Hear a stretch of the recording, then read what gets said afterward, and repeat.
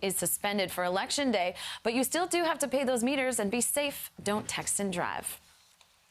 Well, it's Election Day here, and there are several important issues on the ballot in our area today, as well as races for New York City Public Advocate and Queens District Attorney. CBSN New York's Jenna DeAngelis is at a polling location in Forest Hills with more. And Jenna, what's happening there so far?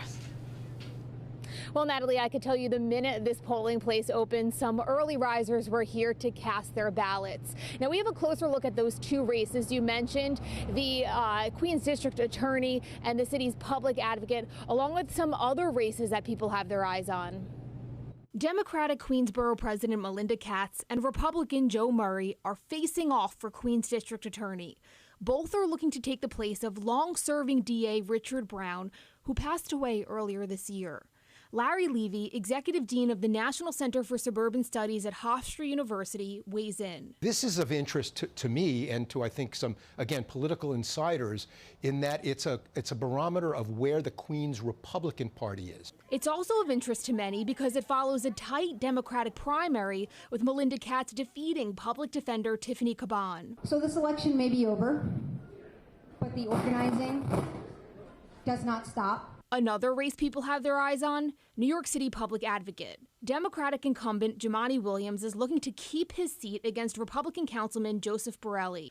On Long Island, Hempstead Town Supervisor Laura Gillen, who became the first Democrat in more than 100 years to win the office, is up against the town's tax receiver, Donald Clavin. Levy believes people across the country will be watching this one. But what's significant about it is that Long Island is what you could call the quintessential suburban swing county, and it's the suburbs that decide national elections. So we're going to get a chance, an advanced look at the 2020 race. Another big race is for Suffolk County Executive. Democrat Steve Bellone is facing a challenge. County Comptroller John Kennedy wants the job. Now, we mentioned the Queens DA race. PS 144 behind me is actually the polling location for Melinda Katz. Now, this is the first year that New York allowed early voting, so many people cast their ballots before today. But if you still need to do so, you have until 9 o'clock tonight to vote.